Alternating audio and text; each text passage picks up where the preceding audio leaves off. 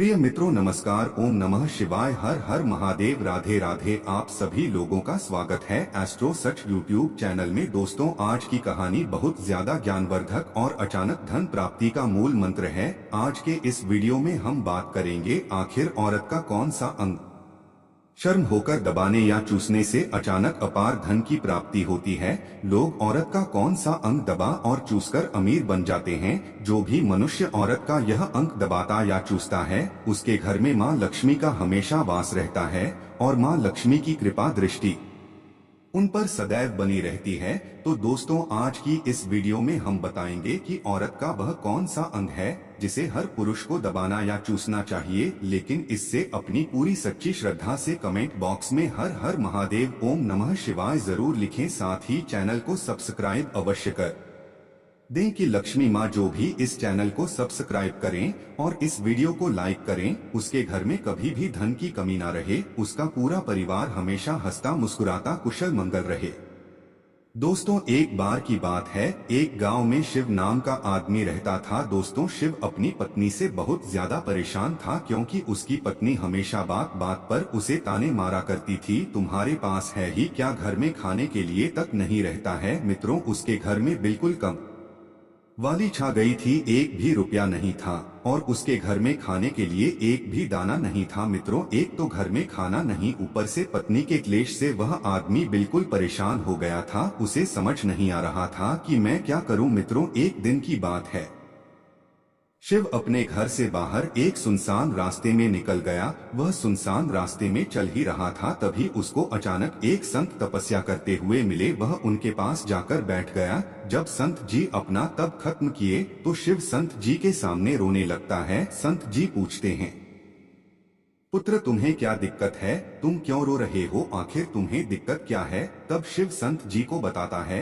कि महाराज मेरी एक पत्नी है जो कि मुझे रोजाना ताने मारती है। मैं गरीब हूँ तो मैं क्या करूँ, कितना भी कुछ करता हूँ लेकिन धन कमा ही नहीं पाता हूँ। अभी तक छोटा सा धंधा था वह भी पत्नी के क्लेश की वजह से चौपट हो गया है। वह दिन रात मुझसे झगड़ा करती है। अब तो मैं दाने दाने के लिए परेशान हो गया हूँ। हमारे घर में खाने के लिए कुछ भी नहीं है, इसके अलावा पहनने के लिए वस्त्र भी नहीं है।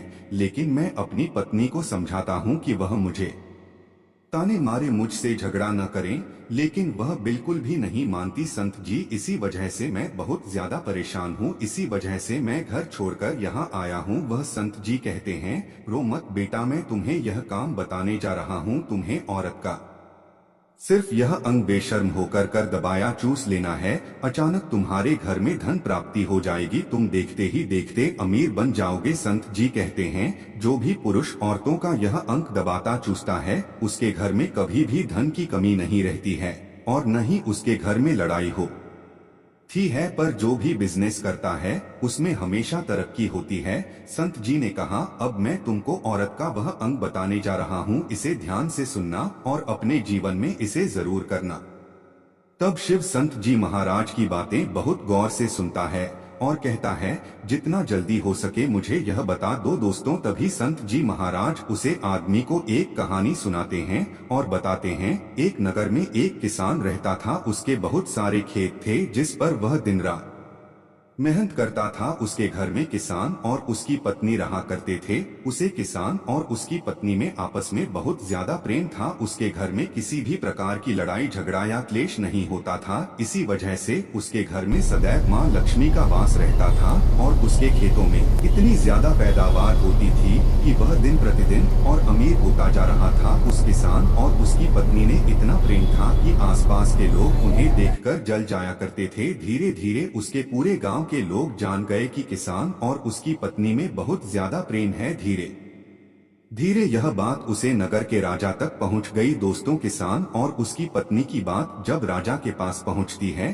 तो राजा भी उसके प्रेम की काफी ज्यादा तारीफ करते हैं। वह सभी से बताते हैं कि हमारे नगर में एक किसान और उसकी पत्नी रहते हैं जिनमें कभी भी लड़ाई झगड़े नहीं होते हैं। उन दोनों में आपस में इतना प्रेम है कि मैंने ऐसा अपनी जिंदगी में कभी भी नहीं देखा। एक बार की बात है, राजा पूरे नगर में डुग्गी पिटवाते हैं कि इस नगर में जितने भी लोग हैं वह सभी अपने घर में घी का दिया जलाएंगे। राजा की पत्नी पूछती है कि ऐसा क्यों कर रहे हैं? सबके घर में भी का दिया क्यों जलवा रहे हैं?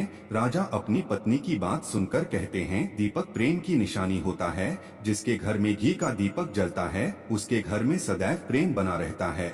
और मैं चाहता हूँ कि जो प्रेम किसान और उसकी पत्नी के घर में है वह हमारे पूरे नगर में रहे, पति और पत्नी के बीच। इसीलिए मैं हर घर में दीपक जलाना चाहता हूँ। दोस्तों, राजा के सैनिक जाते हैं और हर जगह नगर में डुग्गी पीट देते हैं और कहते हैं सभी के घर में रात भर घी का दीपक जलाना चाहिए। दोस्तों, राजा की बात सुनकर सभी नगरवासी अपने घर में दीपक जला देते हैं।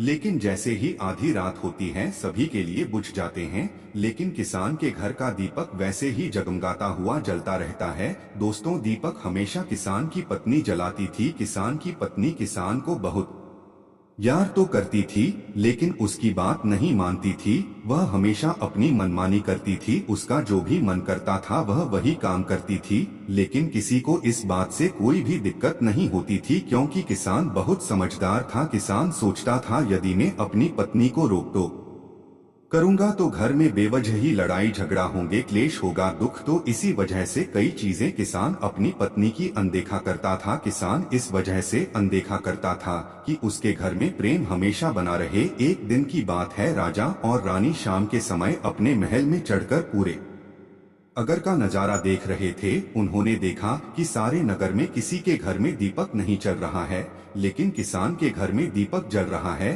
तब राजा अपनी रानी से बोलता है कि देखो, किसान और उसकी पत्नी के घर में दीपक जगमगा रहा है, लेकिन पूरे नगर में कहीं भी दीपक ने ही जल रहा है। इसी से पता लगता है कि किसान और उसकी पत्नी में कितना प्रेम है। तब राजा की पत्नी राजा से बोलती है कि जो किसान और उसकी पत्नी में प्रेम है वह किसान की पत्नी की वजह से है, और इसी वजह से किसके घर में इतना ज्यादा प्रेम है। मित्रों, जब राजा रानी की बात सुनता है तो कहता है, नहीं, तुम्हारा सोचना गलत है। जो प्रेम किसान के घर में है वह उसकी पत्नी की वजह से नहीं है, बल्कि वह किसान की वजह से है। प्राणी, यहाँ पर किसान बहुत ज्यादा समझदार है। आपका सोचना गलत है और यही वजह है जो कि उनके घर में अभी भी लड़ाई झगड़ा नहीं होती है। मित्रों, राजा कहता है किसान समझदार है और रानी कहती है किसान की पत्नी समझदार है। दोस्तों, इसी तरह कुछ देर चलता रहा। राजा कह रहे थे किसान समझदार है, रानी कह रही थी किसान की पत्नी समझदार है। इसी बात को लेकर राजा और रानी के बीच काफी झगड़ हो गया। इसके बाद रानी ने राजा की दाढ़ी उखाड़ ली और राजा ने रानी को उठा उठाकर झूठ पकड़ के पटका। इसके बाद राजा कहता है, हम लोगों को झगड़ा करने की जरूरत नहीं है, क्यों न हम किसान और उसकी पत्नी की परीक्षा ले लें। सारा दूध का दूध और पानी का पानी हो जाएगा। लड़ाई करने के बाद इस बात पर राजा और रानी दोनों सहमत हो गए और दोनों की परीक्षा लेने के लिए तैयार हो जाते हैं। तब राजा अपने महल में जाता है और एक पुरुष सैनिक को बुलाता है और पुरुष सैनिक से बोलता है कि तुम किसान के पास जाओ और जो जो प्रश्न मैं तुमसे बोल रहा हूँ वह तुम सेठ को बोल देना। वह पुरुष सैनिक बोलता है, ठीक है महाराज। वह पुरुष सैनिक राजा की बात सुनकर किसान के पास जाता है। उसे समय किसान की पत्नी खेतों में गई थी, लेकिन किसान की कुछ तबीयत ठीक नहीं थी, इस वजह से वह खेतों पर नहीं गया था। इस समय पुरुष सैनिक किसान के घर पहुंच जाता है और किसान से कहता है, मैं राज दरबार से आया हूँ, राजा साहब ने मुझे भेजा है। तो दोस्तों, किसान कहता है, बताइए मैं आपकी क्या सेवा कर सकता हूँ। आप बैठ जाइए, मैं आपके लिए पानी लेकर आता हूँ। तब वह सैनिक किससे बोलता है कि नहीं, तुम कुछ भी मत लाओ, मैं राजा का सैनिक हूँ, बस आपके पास राजा का समाचार लेकर आया हूँ। तब किसान कहता है, ठीक है सैनिक, आप मुझे बताओ राजा साहब ने मेरे लिए क्या समाचार भेजा है। सैनिक कहता है, किसान, राजा साहब ने यह बोला है कि तुम अपनी पत्नी को छोड़ देते हो तो राजा जी आपको बहुत सारे हीरे जवाहरात और साथ में तुम्हारे जमीन से 2 गुना ज्यादा जमीन राजा जी आपको गिफ्ट में देंगे। इसके अलावा राजमहल का आधा हिस्सा भी आपको दिया जाएगा। लेकिन जो सेठ ने जवाब दिया वह सुनने लायक है। पीठ ने कहा, राजा जी अपना पूरा राजमहल मुझे क्यों न दे दे, लेकिन मैं अपनी पत्नी को नहीं छोड़ूंगा। जाओ और अपने राजा से कह दो किसान ने ऐसा कहा है। सैनिक जाता है और राजा को सारी बातें बताता है। इस समय रानी वहां पर सैनिक की बात सुन रही थी। सुनने के बाद रानी ने कहा, आपने किसान की तो परीक्षा ले ली है, लेकिन किसान की पत्नी की परीक्षा नहीं ली है। इस तरह से हम कैसे पता कर सकते हैं कि कौन समझदार है। इसके बाद रानी ने कहा, अब मैं भी किसान की पत्नी की परीक्षा लेना चाहती हूँ। जब दोनों की परीक्षा हो जाएगी तभी पता चलेगा कि कौन समझदार हैं। फिर रानी ने भी एक सैनिक बुलाया और कहा कि मेरी बात किसान की पत्नी को बोलना और याद रखना, यह बात तभी बताना जब किसान वहां पर न हो। सैनिक ने पूछा कि रानी क्या बात बतानी है, वह तो बताओ। तो रानी ने सैनिक को सारी बात बता दी। सैनिक किसान के घर जाता है और उसके घर में आवास लगता है तो उसके घर से किसान की पत्नी निकलकर आती है। कहती है, बताओ क्या हुआ, क्यों ढिंढोरा पीट रहे हो। तो सैनिक ने कहा कि मैं राजमहल से आया हूँ, मुझे रानी ने भेजा है। किसान की पत्नी ने कहा, बताओ किस लिए आए हो। तब सैनिक ने कहा, रानी ने बोला है, यदि तुम अपने पति किसान को मार देती हो तो आपको बहुत सारे हीरे जवाहरात रानी आपको देंगी और साथ में राज ही का आधा हिस्सा भी आपको मिलेगा। इसके अलावा जितनी भी आपकी जमीन है वह तो आपकी रहेगी ही, लेकिन उसका दोगुना जमीन भी रानी आपको देगी। यह बात सुनकर किसान की पत्नी तैयार हो जाती है। कहती है, ठीक है, यदि मुझे इतना कुछ रानी साहिबा देंगे तो मुझे मंजूर और है, मैं अपने पति को मार दूंगी। तब सैनिक पूछता है कि रानी को कैसे पता चलेगा कि आपने अपने पति को मार दिया है। तभी किसान की पत्नी बोलती है, मेरे घर में जो दीपक जल रहा है, जब मैं किसको मार दूंगी तो उसे बुझा दूंगी, तभी आपको पता चल जाएगा कि मैंने किसान को मार दिया है। अब सैनिक किसान की पत्नी की बात सुनकर राजमहल जाता है और रानी को सारी बात बताता है। किसान की पत्नी की बात सुनकर रानी बहुत अचंभित हो जाती है। राजा और रानी को स्तरीय जांच से नफरत होने लगती है। उसी समय राजा अपने नगर के सभी लोगों को बुलाता है और कहता है कि मैं चाहता हूं कि मेरे और मेरी पत्नी की वजह से किसान की जान न जाए। तुम लोग ऐसा करो, उसे किसके घर जाओ और सारी बातें बता दो और उसे किसको बचा लो, वरना किसान की पत्नी उसे मार देगी। इधर सैनिक किसान के घर जाते हैं और सोचते हैं कि किसान की पत्नी किसको तो रात में मारेगी और दिया बुझ आएगी। इससे पहले ही हम किसान के घर में पहुंच जाते हैं और किसान को बचा लेते हैं। मित्रों, जैसे ही राजा के सैनिक किसान के घर पहुंचते हैं तो देखते हैं कि किसान तो मरा पड़ा हुआ है। तो सैनिक किसान की पत्नी से बोलते हैं कि तुमको तो किसान को रात में मारने के लिए बोला गया था, लेकिन आपने अभी किसान को क्यों मार दिया। तब वह किसकी पत्नी बोलती है कि किसान को तो मुझे मारना ही था, रात में तो मुझे सिर्फ दिया ही बुझाना था, इसलिए सेठ को तो मैं दिन में ही मार दिया है। सभी सैनिक तुरंत ही किसान के घर से दौड़े दौड़े जाते हैं और राजा रानी को सारी बातें बताते हैं। राजा और रानी क्रोध से आग बबूला हो जाते हैं और दोनों को स्तरीय जांच से घृणा होने लगती है। इसके बाद राजा और रानी किसान की पत्नी को बंद भी बना कर लाने के लिए अपने सैनिक से कहते हैं। सैनिक जाते हैं, किसान की पत्नी को बंदी बनाकर ले आते हैं। राजा किसान की पत्नी से पूछता है, ऐसा तुमने क्यों किया, तुम लालची औरत हो, तुम्हें पैसों से प्यार है। तभी किसान की पत्नी ने जवाब दिया और बताया कि मुझे तो किसान को पहले ही माना था, वह तो मैं कोई बहाना ढूंढ रही थी, क्योंकि किसान की आदतें बहुत खराब थी, वह मेरे साथ बहुत खराब किया करता था। तो राजा ने कहा, ऐसा क्या करता था किसान। तो किसान की पत्नी ने जवाब दिया, वह मेरी नाक का ऊपरी हिस्सा अपनी उंगली से हमेशा दबाया करते थे। इसके अलावा किसान एक काम और मेरे साथ करता था, वह है किसान मेरे कान का पिछला हिस्सा अक्सर अपनी जीभ से स्पर्श किया करता था, मतलब जानता था। राजा ने पूछा, यह बताओ, जब आप लोग गरीब थे तब क्या किस आपके साथ यह काम करता था। तो किसान की पत्नी बोलती है, नहीं महाराज, तब ऐसा नहीं करता था, तब बहुत किसान अच्छा था। तो राजा ने कहा, मैं समझ गया कि किसान ऐसा क्यों करता था।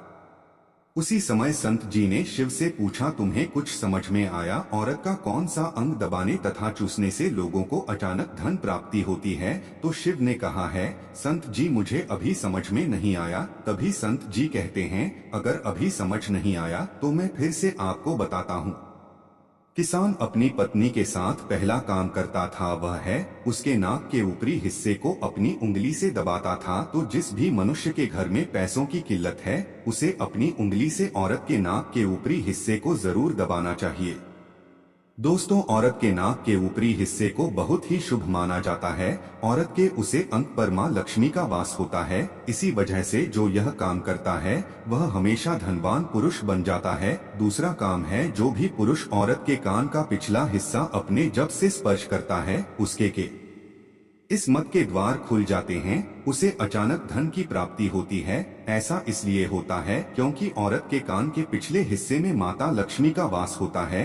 जब आप ऐसा करते हैं तो माता लक्ष्मी आपसे प्रसन्न हो जाती हैं और आपको अपार धन देती हैं। और आपने एक बात तो जरूर सुना होगा, औरतें माता लक्ष्मी का रूप मानी जाती हैं। इसी वजह से इस संसार में जो भी मनुष्य यह दो पवित्र काम करता है उसका घर धन से भर जाता है। जो कि आपने कहानी में सुना, किस भी अपनी पत्नी के साथ करता था। लेकिन आप जब भी ऐसा काम करें तब आप को अपनी पत्नी से सारी चीज बात कर करना चाहिए, अन्यथा आपके जीवन में किसकी तरह अनर्थ भी हो सकता है। तो दोस्तों, आज की है ज्ञानवर्धक वीडियो आपको कैसी लगी हमें कमेंट में जरूर बताना। साथ ही कमेंट में जय मां लक्ष्मी, हर हर महादेव, ओम नमः शिवाय लिखना ना भूले। दोस्त तो भगवान के नाम पर कंजूसी नहीं करनी चाहिए। जो भी इंसान भगवान का नाम कमेंट में लिखता है उसका जीवन सफल हो जाता है।